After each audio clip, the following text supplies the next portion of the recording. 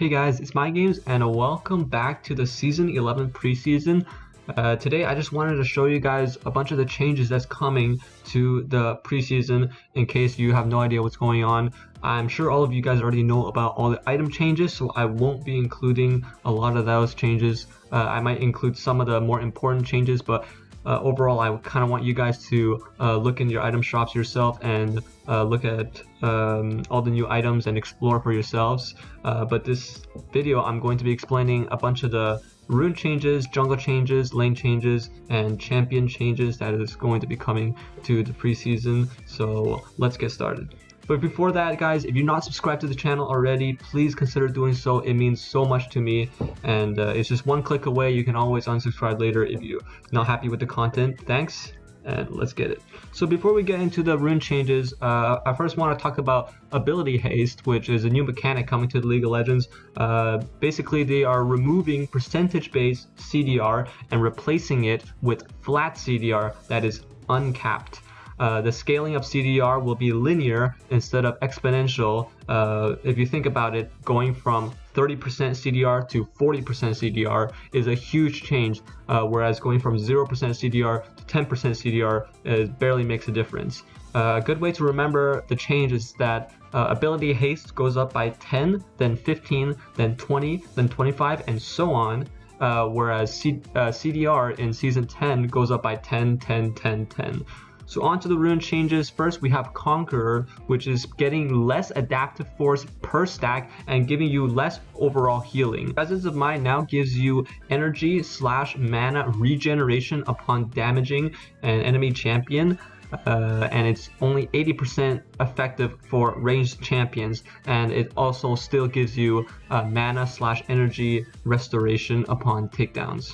Legend Bloodline is getting nerfed. It's going from 20 max stacks to 15 max stacks. Ravenous Hunter is going to give you 1% Omnivamp plus 2% Omnivamp per unique takedown. It used to give you 1.5 plus 2.5, but now it has been nerfed to only 1% and an extra 2% per takedown. Ingenious Hunter now gives you 10 item haste and an extra 5 per takedown.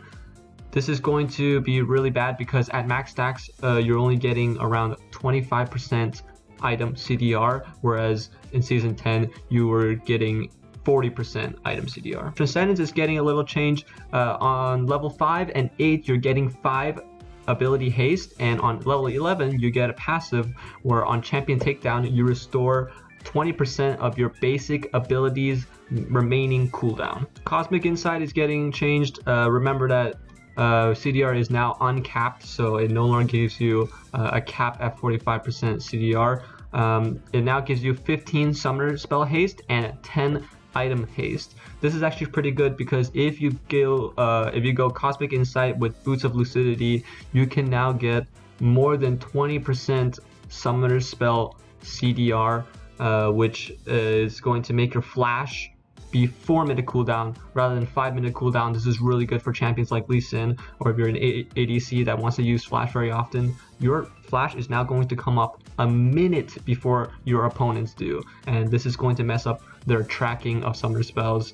Overall, I think it's a pretty cool rune. One thing to note though, perfect timing, it has been unchanged. However, it no longer builds, stopwatch no longer builds into Gargoyle Stoneplate. So if you're still looking to go stopwatch for Leona or Nautilus, you're not going to be building it into Stoneplate anymore. So you might want to think twice before taking it. Last change comes down to the CDR stats. Instead of giving you 1 to 10% CDR based on level, now gives you up to 8 ability haste based on level, which is in most parts worse than 10% CDR. So that's it for the rune changes. Let's hop over to the jungle and lane changes. So one of the changes that's going to be happening to mid lane is that mid lane cannons, as you can see, is getting an attack speed steroid while attacking turrets. So if you're thinking of roaming and there's a cannon minion coming in, then it's going to deal a lot of damage to your turret if you leave it unattended. On top of that, mid lane cannon minions are going to be worth 10 less gold just to give mid lane a little bit less income, making it a less good role, I guess, making other roles a little bit better. So onto the jungle changes. Monsters will no longer have their own weird amounts of resistances. Instead, all jungle camps are going to have 20 armor and 20 magic resist, and their HPs have been adjusted to compensate. On top of that, all camps other than Gromp will have a movement speed buff to reduce effectiveness of kiting. So if you're playing Kindred or Lilia, this is going to be a little bit harder for you guys. Scuttle will no longer have increased resistances until hard CC'd. Instead, it will spawn with a 60% max health shield that will break if hard CC'd. This is really bad for champions like Lee Sin and Nidalee, who can't break the shield and have an execute damage ability. Because the Scuttle has so much more HP now, those abilities are going to be less effective. And also Smite in general is going to be less effective. But because it loses its shield permanently after it spawns and you take it out, if you're a laner, you can CC the Scuttle for your jungler and have them take it later on if you know you're going to have control over that area. So if you see right here, I'm going to stun the Scuttle and its shield is going to be completely removed. And on top of that, the damage that I did with my stun converted onto his HP. Another thing with Scuttle is that it will no longer provide you with HP and mana upon taking it down. Instead, that buff is going to be on Gromp. So after you kill Gromp, it's going to give you health and mana back. And on top of that, Gromp will no longer have its attack damage and attack speed steroid when you first attack it. So if I hit Gromp, its attack speed is really bad from the beginning. It's not going to start attacking really quickly and then go to a bad attack speed. So welcome to Krug's Prestige Edition. Riot is getting upset that we are not killing the small Krugs, so they made them even more valuable in XP and gold than medium Krugs. So if you aren't going to clear the small Krugs, then you might as well not clear the medium Krugs because they're even less valuable than the small Krugs. So I just wanted to talk about some of the changes to items. First, when you come into the item shop, this is what it's going to look like. You're going to have your potions, wards, and elixirs on the top left, and on the bottom left you have your boots and also your little backpack right here. So if you buy like any item, it's going to be put in the backpack. Also, as you saw, it has suggested items. It suggested a starter item, so I would buy the starter item, and then I would come here, buy a refillable potion, and then buy a ward. The suggested items will refresh basically every time you buy an item. Down here it has all the suggested items for your champion for a little bit. Now you can go to all items. You can click here. Here are all the items in the game, and they are in the category of starter items, basic item, epic item, and legendary items, instead of being based on how expensive those items are. Here you have popular items for your champion itself, so it's a pretty good recommendation page. But if you don't like the recommendation, you can go to fighters, marksman, assassin, mage, tank, and support items. These items are really good actually. If I'm playing a support, these items are perfectly good for support items, and you know, if I want a tank item, I can go to the tank items. But they have not removed the stat selection areas. You have attack damage, critical strike, attack speed, on hit effects, armor penetration. It takes a little while to get used to it because they don't have the name before you hover it. But for example, if you want a marksman item that gives you magic resist, here you go. You can have those two categories, and it'll give you Quicksilver Sash, Hex Drinker as epic, and then you have the items that they upgrade into. So I would recommend checking out the new item shop, exploring it a little bit. It's a little bit hard to get used to, but after a while, it's going to be really, really good. They really did what they promised, and to make the shop a little bit, you know, better looking. So I wanted to talk about a few items in the shop in particular. I'm not going to go over a large majority of them. I think it's better if you guys explore them for yourselves.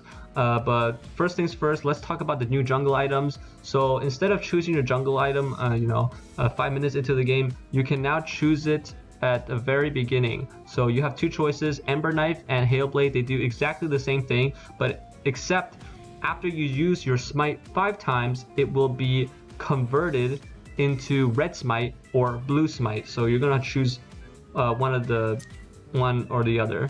Also, one thing to know is that they give you 12% Omni Vamp against jungle monsters, and they still have that burn effect. However, the burn effect is not as good.